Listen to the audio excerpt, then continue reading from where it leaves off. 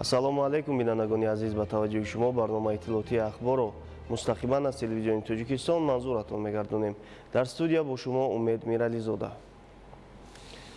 18 декабр президенти ҷумҳурии Тоҷикистон пешвои миллат муҳтарам Эмомалӣ Раҳмон бо сафари расмӣ ва барои иштирок дар ҳамоиши муколамаи Осиёи Марказии Ҷопон вориди шаҳри Токиои Ҷопон шуданд. 18 декабр президенти ҷумҳурии Тоҷикистон пешвои миллат муҳтарам Эмомалӣ Раҳмон бо сафари расмӣ ва барои иштирок дар ҳамоиши муколамаи Осиёи Марказӣ Ҷопон вориди шаҳри Токиои Ҷопон шуданд. Дар саҳни фурудгоҳи Ҳанеда президенти ҷумҳурии Тоҷикистон муҳтарам Эмомалӣ Раҳмонро намояндагони воломақоми Ҷопон гарму самимӣ истиқбол гирифтанд.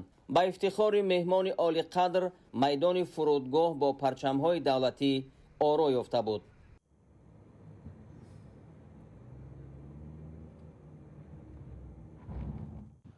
Нуздаҳуми декабр президенти ҷумҳурии Тоҷикистон пешвои миллат муҳтарам Эмомалӣ Раҳмон дар шаҳри Токио бо раиси гурӯҳи байнипарлумонии дӯстию ҳамкории Тоҷикистон Ҷопон, узви палатаи намояндагони парламенти Ҷопон Кейҷи Фуруя мулоқот намуданд. президенти кишвар муҳтарам Эмомалӣ Раҳмон саҳми гурӯҳи байнипарлумониро дар таҳкими дӯстӣ ва густариши ҳамкории Тоҷикистону Ҷопон муҳим арзёбӣ намуданд.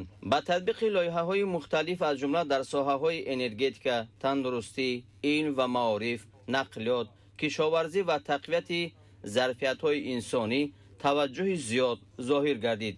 ҷонибҳо ба рушди ҳамкорӣ дар бахши технологияҳои иттилоотӣ, таъсиси технопаркҳо, дастгирии бизнес инкубаторҳо, стартапҳо ва омода кардани мутахассисони баландихтисоси соҳаи IT таваҷҷӯҳ намуданд.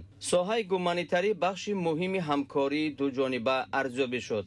масъалаҳои рушди табодули фарҳангӣ ва зиёд кардани квотаҳои таҳсилӣ барои шаҳрвандони Тоҷикистон дар муассисаҳои таҳсилоти олии Ҷопон, инчунин тавсеяи давраҳои омӯзишӣ аз мавзуоти дигари суҳбат буд.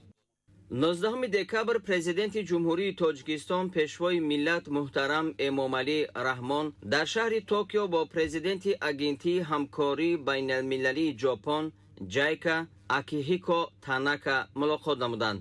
президенти кишвар муҳтарам Эмомалӣ Раҳмон таъкид карданд, ки ҷониби Тоҷикистон сатҳи ҳамкорӣ бо Ҷопонро дар чаҳорчӯби агентии ҳамкории байналмилалии Ҷопон ҷайка баланд арзёбӣ мекунад. ҷонибҳо ба рушди ҳамкорӣ дар соҳаҳои муҳими иқтисоди миллии кишвари мо, аз ҷумла ҷиҳати татбиқи лоиҳаҳои муштарак дар бахшҳои саноат, нақлиёт, энергетика, кишоварзӣ, обтаъминкунӣ, маориф ва тандурустӣ таваҷҷӯҳи зиёд зоҳир намуданд. аз имзои ду созишномаи нави грантӣ оид ба лоиҳаҳои сохтмони як зеристгоҳ ва муосирсозии таҷҳизоти сканерии борҳо дар дидбонгоҳи гумрукӣ истиқбол карда шуд. ҷалби сармояи мустақими ҷопонӣ аз ҷумла қарзҳои имтиёзноки йенӣ аз мавзуоти дигари суҳбат буд. рушди энергетикаи сабз аз самтҳои ояндадори ҳамкорӣ номида шуд.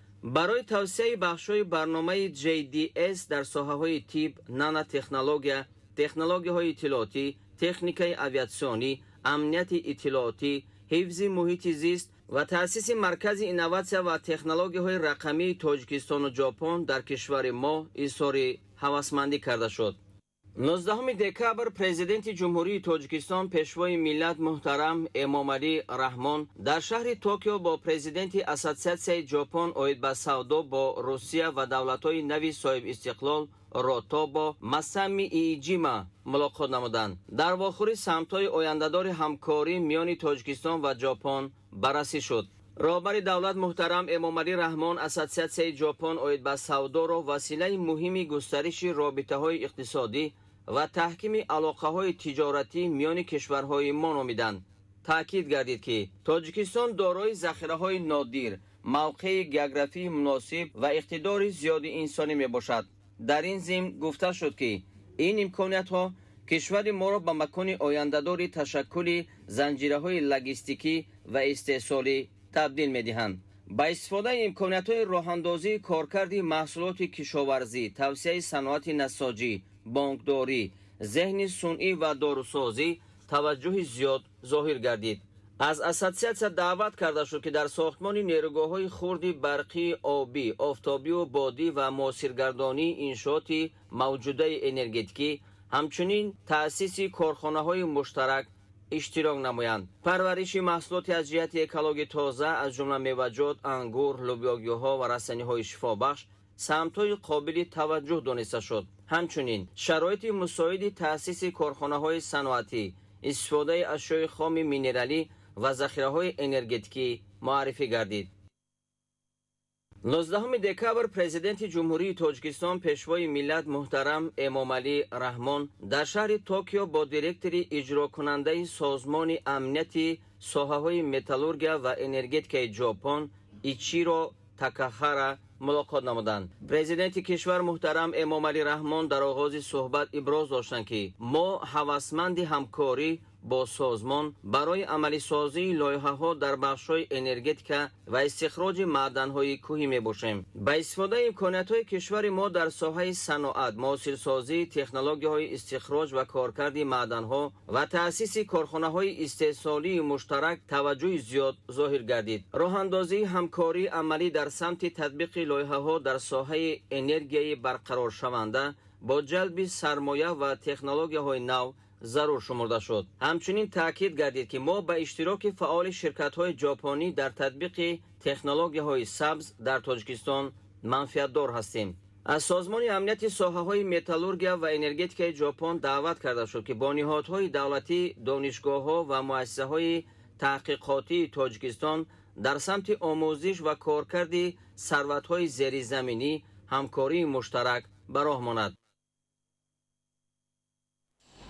وابسته به اهمیت مهم داشتن ساحه کشاورزی در اقتصادیات کشور، پرزیدنت جمهوری تاجیکستان پیشوای ملت محترم امامعلی رحمان در پیام سالانه خود به مجلس عالی حکومت کشور وظیفه‌دار کردند که با در نظر داشت نقش ساحه پختکاری در تامین اهالی با جایکاری، استحصال اشیاء خام برای رشد صنعت سبک و خوراکواری و افزایش حجم صادرات محصولات، مکانیزم تامین نمودن رشد استواری ساحه پختکاری را جاری نماید.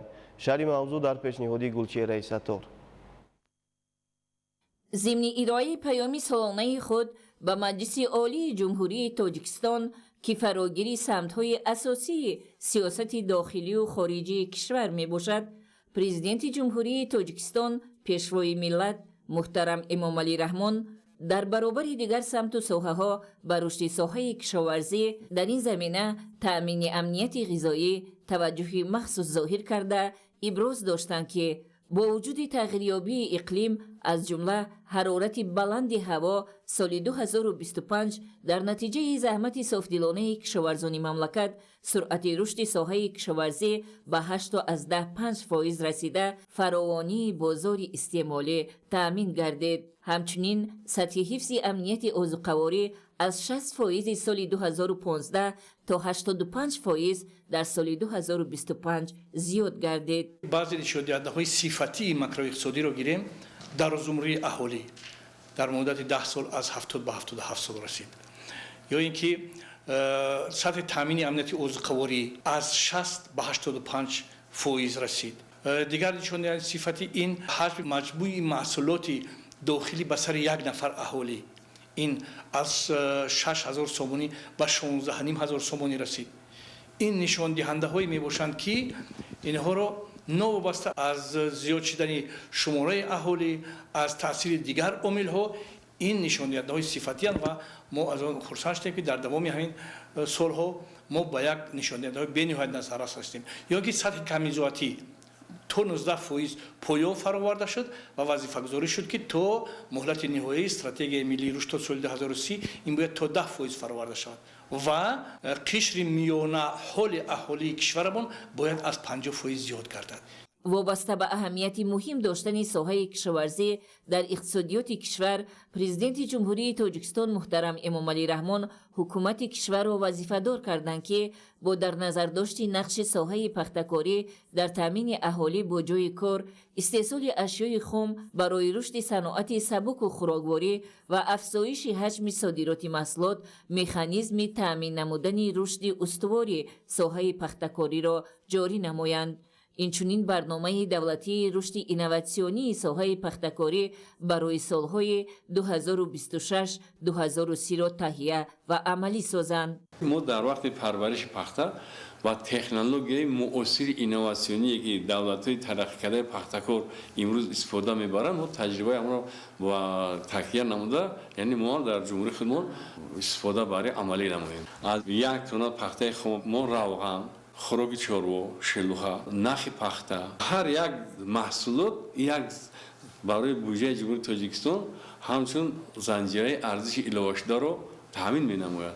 яъне ҳар як коркарде ки мо пахтаро мегзаронем, ришта мекунем ёки дар заводҳои коркар ҷидо мекунем донаи пахтара, мисол пумбадонаи пахта як занҷири алоҳида мешавад. ришта мекунем, як мебофем ёки ресандагӣ мекунем. яъне як чанда занҷири арзиши иловашуда мешавад ки ҳамаи ҷои кори нав, маоши баланд ва ба буҷаи ҷумҳурӣ масалан маблағҳои иловагӣ дохил мешавад. ба назари мутахассисон дар заминаи чунин дастгириҳои саривақтӣ аз ҷониби роҳбарияти олии кишвар таҳияву татбиқи барномаҳои дахлдор ва ҳавасмандии замин истифодабарандагон имкон фароҳам меояд ки марҳила ба марҳила соҳаи кишоварзӣ рушд ёфта мақсаду маром ва нишондиҳандаҳои дар паёми солонаи президенти ҷумҳурии Тоҷикистон пешвои миллат муҳтарам Эмомалӣ Раҳмон ва Маҷлиси олии ҷумҳурии Тоҷикистон дард шуда таъмин гардад.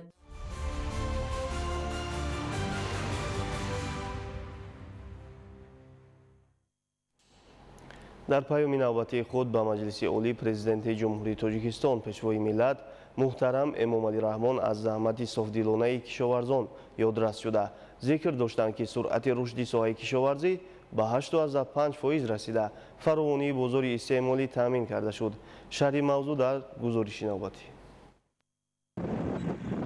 боришоти борони рӯзҳои охир ва мусоид омадани боду ҳаво кишоварзони мамлакат бахусус заҳматкашони хоҷагиҳои деҳқонии шаҳру ноҳияҳои минтақаи Кӯлобро дилгарм намудааст то шудгору кишти зироатҳои тирамоҳиро дар заминҳои лалмӣ ҳарчи зудтар анҷом диҳанд.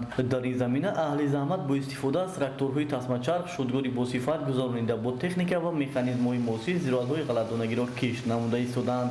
камбориш омадани тирамоҳ ва аввали зимистон барои сари вақт гузарондани кишти тирамоҳӣ хусусан ғалатдонагиҳо дар заминҳои лалмӣ дар назди деҳқонон мушкилиҳоро ба миён овард.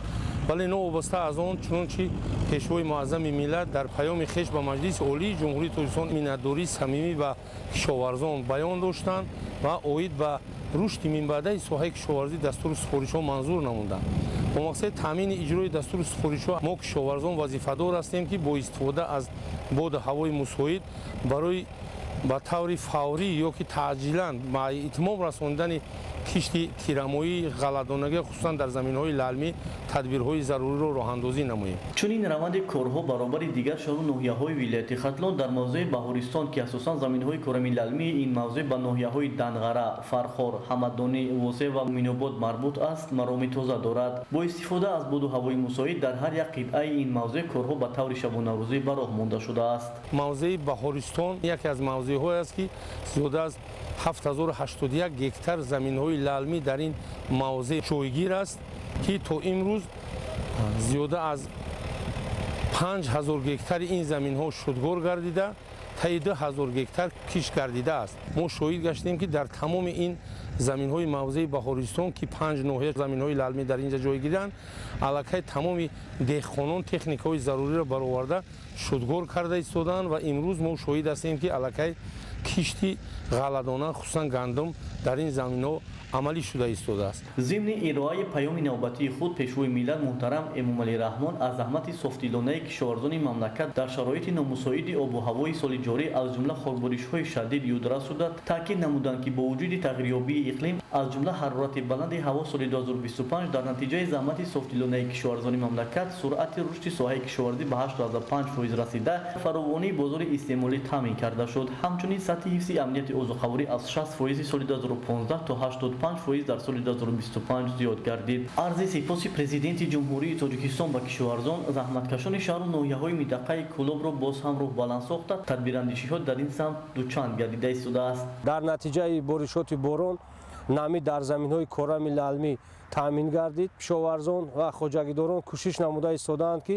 ҳарчи зудтар кишти зироатҳои ғалладонагиҳоро дар заминҳои корами лалмӣ сари вақт ва бо сифати баланд ба анҷом расонанд. кишовардони ноҳияи Дангара мувофиқи дурнамо 19713 гектар кишти ғалладона бояд гузаронанд. аз ин 17590 гектар гандум, 1831 гектар ҷамъ мешавад. то имрӯз мо дар майдони 7500 гектар ҷуфт кардем. кишти ғалла 1300 гектар гандум ва 700 гектар ҷамъ гузарондем. дар мавзеъ баҳористон бошед, то имрӯза мо 1050 гектар ҷуфт гузарондем ки аз ин 700 гектар кишти ғалладона гузаронда шудааст. хоҷагии деҳқонии абдуҷаббор воқеъ дар мавзеи баҳористони ҷамъияти деҳоти зафари ноҳияи фарфор яке аз хоҷагиҳои намунавӣ дар ноҳия маҳсуб ёфта. заҳматкашони он дар заминҳои ихтиёрии худ боғ бунёд намуда, ҳамзамон дигар зироатҳои кишоварзиро низ кишту парвариш менамоянд.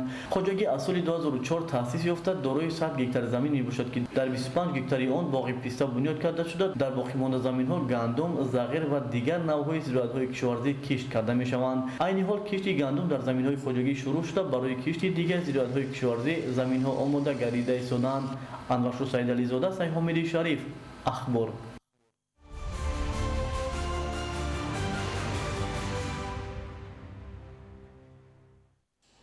президенти ҷумҳурии тоҷикистон пешвои миллат муҳтарам Эмомалӣ Раҳмон соли 2026-ро соли вусъат додани корҳои ободониву созандагӣ ва тақвияту таҳкими худшиносиву худогоҳии миллӣ эълон намуданд. ҳадафи асосии ин иқдом анҷом додани корҳои ободониву созандагӣ дар вилоятҳо, шаҳру ноҳияҳо ва ҳамзамон боз ҳам боло бурдани сатҳу сифати худшиносиву худогоҳии миллии аҳолӣ бар пояи таърихи бостонӣ ва фарҳанги пурғановати миллӣ маҳсуб меёбад. гузориши ҳамкорони мо идомабахши ҳамин мавзӯъст. созандагии ободонии хоса бунёду ба истифода додани иншооти гуногун муҳимтарин амалҳоест ки дар давоми 4 соли охир бо мақсади сазовор ҷашн гирифтани 35-солагии истиқлоли давлатӣ дар ҳама шаҳру ноҳияҳои мамлакат вусъат ёфт ва дар соли 2026 чунин тадбирҳои неку шоиста бо саҳми мақомоти давлатии соҳибкорон ва аҳолӣ боз ҳам густариш меёбад. зеро соли 2026-ро президенти ҷумҳурии тоҷикистон пешвои миллат муҳтарам Эмомалӣ Раҳмон соли вусъат додани корҳои ободониву созандагӣ ва тақвияту таҳкими худшиносиву худогоҳии миллӣ эълон намуданд. сокинони вилояти Суғд аз ин ташаббуси роҳбари давлат ки 16 декабри соли 2025 дар паём ба Маҷлиси олии ҷумҳурии тоҷикистон ироа гардид, истиқбол намуда бо иродати комил ва хушнудию сарафрозӣ барои амалӣ шудани чунин ҳадафи неку шоиста ҳамовозии худро баён доштанд. зеро бо вусъат додани корҳои ободониву созандагӣ сатҳу сифати зиндагии мардум боз ҳам беҳтару хубтар мешавад.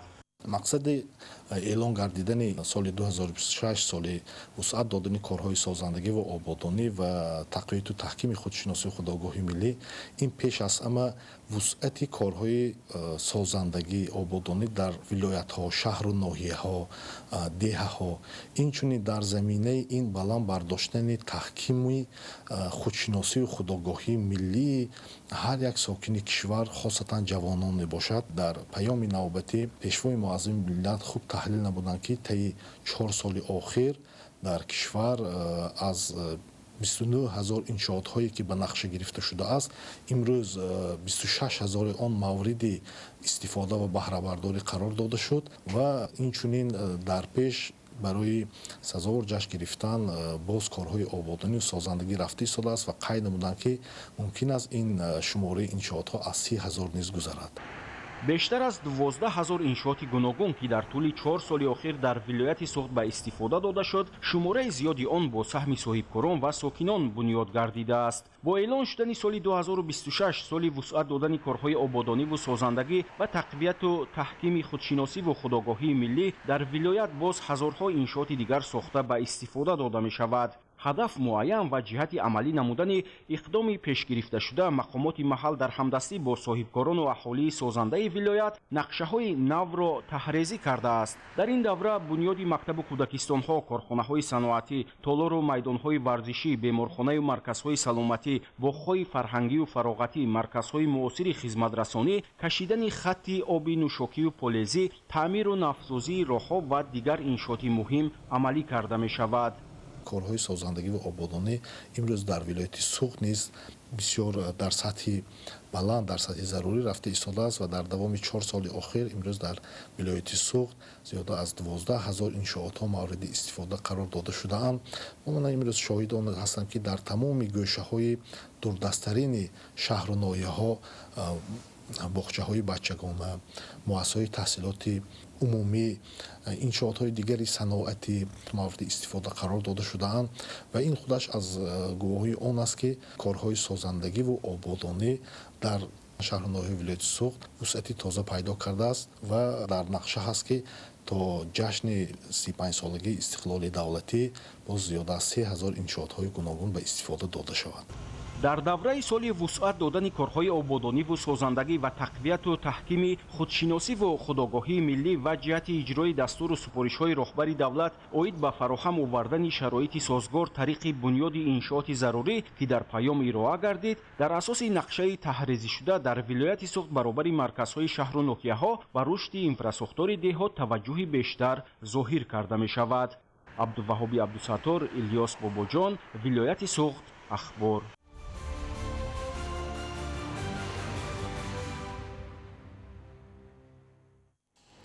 ҳукумати ҷумҳурии тоҷикистон аз солҳои нахустини соҳибдавлатӣ ба соҳаи маориф ҳамчун соҳаи ояндасози кишвар таваҷҷӯҳи хоса зоҳир намуда бо бунёди муассисаҳои таълимию кӯдакистонҳо инфраструктури замонавиро дар соҳа фароҳам овардааст. дар заминаи вусъати корҳои созандагӣ дар рошқалъа бо бунёди муассисаҳои таҳсилоти томактабӣ таваҷҷӯҳи махсус равона гардидааст. ҳамкорони мо дар ин хусус гузориш медиҳанд.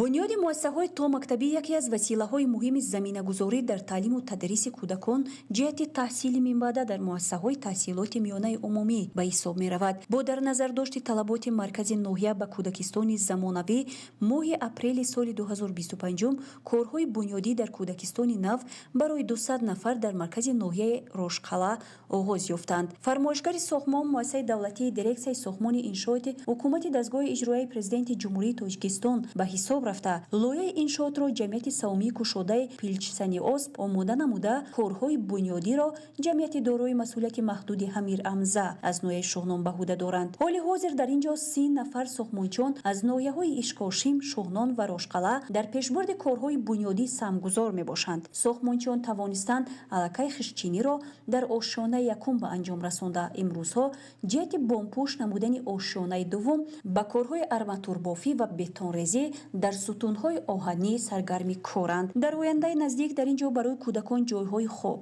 ошхона, утоқҳои бозӣ ва инфраструктури дигари лозимӣ бо системаи гармидиҳии мутамарказ фароҳам оварда хоҳанд шуд. мутобиқи иттилои роҳбарияти ҷамъияти дорои масъулияти маҳдуди Амир Ҳамза, масъулияти сохтмонӣ аз пойтахти мамлакат шаҳри Душанбе оварда шуда, новобаста аз фасли зимистон корҳои бунёдӣ идома ёфта. барои пешбурди корҳои андовакунӣ дар фасли сармо шароити лозимӣ фароҳам оварда хоҳанд шуд. чунин раванди ташкили кор имкон мебахшад то кӯдакистон ҳамчун тӯҳфа барои сокинони маркази ноҳияи Рошқалъа дар арафаи ҷашни 35-умин солгарди истиқлолияти давлатии ҷумҳурии Тоҷикистон тақдим гардад. моҳираи Тоҳир, Муборакшоҳи Рустам, ноҳияи Рошқалъа, ахбор.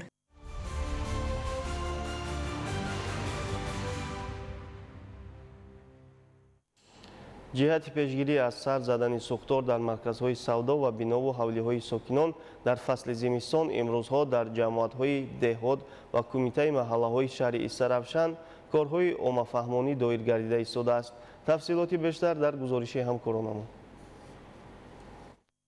бо мақсади риоя намудани оддитарин қоидаҳои бехатарӣ аз сӯхтор аз ҷумла истифодаи дурусти баллонҳои газ, техникаҳои гармидиҳанда, пайвасти ноқилҳои барқӣ дар асоси талаботи қоидаҳои сохти дастгоҳҳои барқӣ бо роҳи кафшеркунӣ ва иҷрои қонуни ҷумҳурии Тоҷикистон дар бораи бехатарӣ аз сӯхтор имрӯзҳо дар 10 ҷамоати деҳот ва 22 кумитаи маҳаллаи шаҳри Истаравшан аз ҷониби масъулину кормандони назорати давлатии бехатарӣ аз сӯхтори қисми мустақили 10-уми ҳарбикунонидашудаи хадамоти давлатии оташнишонии шаҳри Истаравшан корҳои профилактикӣ ва оммафаҳмонӣ доир гардида истода аст. натиҷаи фаъолияти пурсамар ва ташкили корҳои фаҳмондадиҳии масъулин ва кормандони қадамоти давлатии оташнишонии шаҳри Истаравшан аст ки то имрӯз теъдоди ҳодисаи сар задани сӯхтор майли коҳишёбӣ дошта сари вақт бо қувваи кормандони ин ниҳод бартараф карда шудааст. аснои корҳои ташвиқотӣ дар ҳудуди деҳаи бодомзори ҷамоати деҳоти Гулисурх кормандони назорати давлатӣ бехатарӣ аз сӯхтор ба истиқоматкунандагон таъкид намуданд ки ҷиҳати гарм кардани ҳуҷраҳо ва омода кардани таом ҳама намуди асбобҳои худсохти гармидиҳандаи барқӣ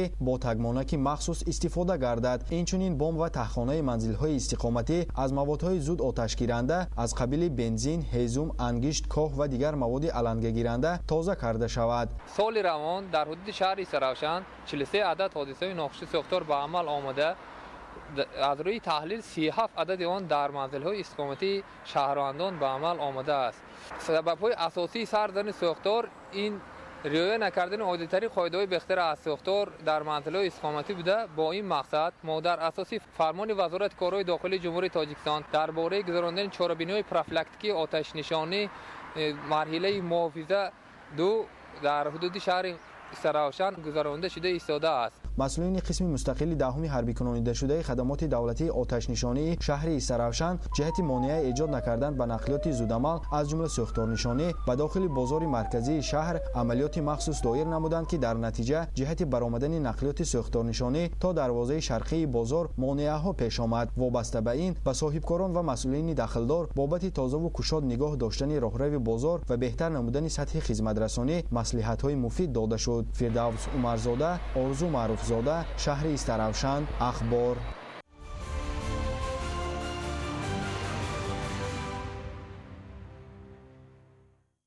бинандагони азиз, дар ҳамин ҷо барномаи иттилоотии ахбор ба поён мерасад. ҳамаи хушиҳои рӯзгор насибатон буд.